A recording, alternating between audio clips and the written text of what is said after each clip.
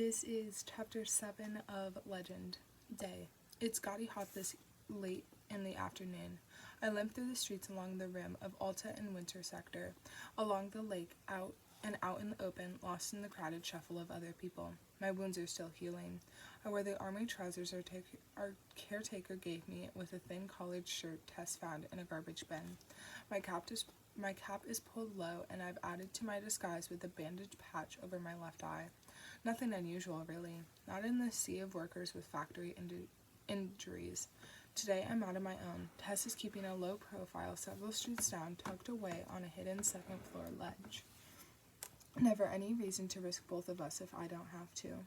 Familiar noises surround me. Street vendors call out to passerby, selling boiled goose eggs and fried dough and hot dogs. Attendants linger at the doors of grocery stores and coffee shops, trying to win customers over. A decades-old car rattles by. The second-shift workers are slowly making their way home. A few girls notice me and blush when I look at them. Boats chug around the lake, careful to avoid the giant water turbines churning along the edge, and the shore's flood sirens are quiet and unlit. Some areas are blocked off. These I steer clear of. The soldiers have marked them as quarantine zones. The loudspeakers that line the roofs of the buildings crackle and pop, and jumbotrons pause in their ads, or, in some cases, warnings about another Patriot rebel attack to show a video of our flag. Everyone stops in the streets and goes still as the pledge starts. I pledge allegiance to the flag of the great Republic of America, to our elector primo, to our glorious states, to unity against the colonies, to our impending victory. When the elector primo's name comes on, we salute towards the Capitol.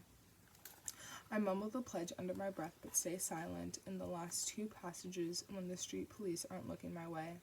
I wonder what the pledge sounded like before we went to war against the colonies. When the pledge ends, life resumes. I go to a Chinese-themed bar covered in graffiti. The attendant at the door gives me a wide smile that's missing several teeth and quickly ushers me in. We have real Tecito beer today, he murmurs, leftover cases from an imported gift sent straight to our glorious elector himself. Goes until 6 o'clock. His eyes dart around nervously as he says this. I just stare at him. Tecito beer? Yeah, right. My father would have laughed. The Republic didn't sign an import deal with China, or, as the Republic likes to claim, conquer China and take over its businesses, just to send quality imports to the slum sectors. More likely, this guy's pretty far behind in paying his bi-monthly government taxes. No other reason to risk slapping fake Tecito labels on bottles of his own brew. I thank the man, though, and step inside. This is as good a place as any to dig up information. It's dark. The air smells like pipe smoke and fried meat and gas lamps. I bump my way through the mess of tables and chairs, snatching food from a couple of unguarded plates as I go, then stuffing it beneath my shirt until I reach the bar. Behind me, a large circle of customers are cheering on a skizz fight. Guess this bar tolerates illegal gambling. If they're smart, they'll be ready at any minute to bribe the street police with their winnings, unless they're willing to admit out loud that they're making tax-free money. The bartender doesn't bother to check my age. She doesn't even look at me. What'll it be? She asks. I shake my head. Just some water, please, I say. Behind us, I hear a huge roar of cheers as one of the fighters goes down. She gives me a skeptical glance. Her eyes immediately shift to the bandage on my face. What happened to your eye, kid? Terrace accident. I tend cows. She makes a disgusted face, but now she seems interested in me. What a shame. Are you sure you don't want a beer with that? Must hurt. I shake my head again. Thanks, cousin, but I don't drink. I like to stay alert. She smiles at me. She's kind of pretty in the flickering lamplight, with glittering green powder over her smooth-lidded eyes and a short black bobbed haircut. A fine tattoo snakes down her neck and disappears into her corseted shirt. A dirty pair of goggles, probably protection against bar fights, hangs around her neck. Kind of a shame. If I weren't busy hunting for information, I'd take my time with this girl, chat her up, and maybe get a kiss or 3 out of her. Lake boy, yeah? She says. Just decided to waltz in here and break a few girls' hearts, or are you fighting? She nods towards the skizz fight. I grin. I'll leave that to you. What makes you think I fight? I nod at the scars on her arms and the bruises on her hands. She gives me a slow smile. I shrug after a moment. I wouldn't be caught dead in one of those rings, just taking a break from the sun. You seem like nice company, you know. I mean, as long as you don't have the plague. A universal joke, but she still laughs. She leans on the counter. I live on the sector's edge, pretty safe there so far. I lean towards her. You're lucky then. I grow serious.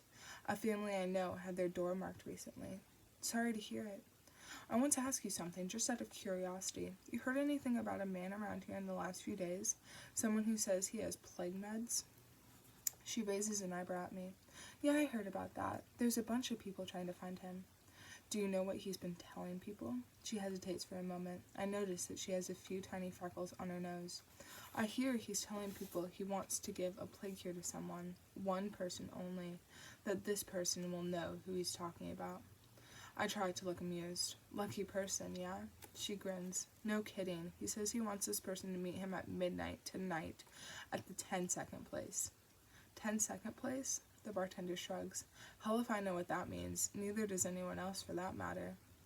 She leans over the counter towards me and lowers her voice. Know what I think? I think this guy's just crazy. I laugh along with her, but my mind is spinning. I have no doubt now that this person is searching for me. Almost a year ago, I broke into an Arcadia bank through the alley that runs behind it.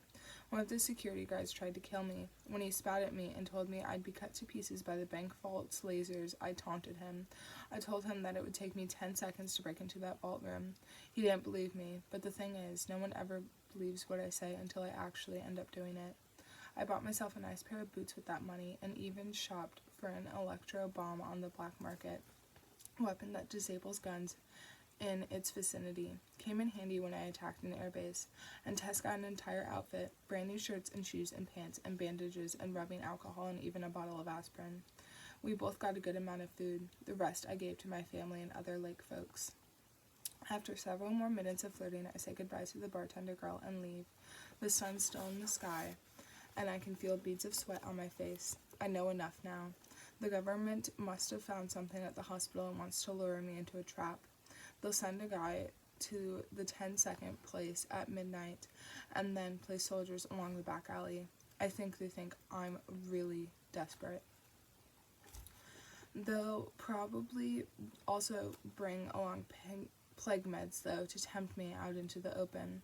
I press my lips together in thought. Then I change the direction I'm walking, off to the financial district. I have an appointment to keep.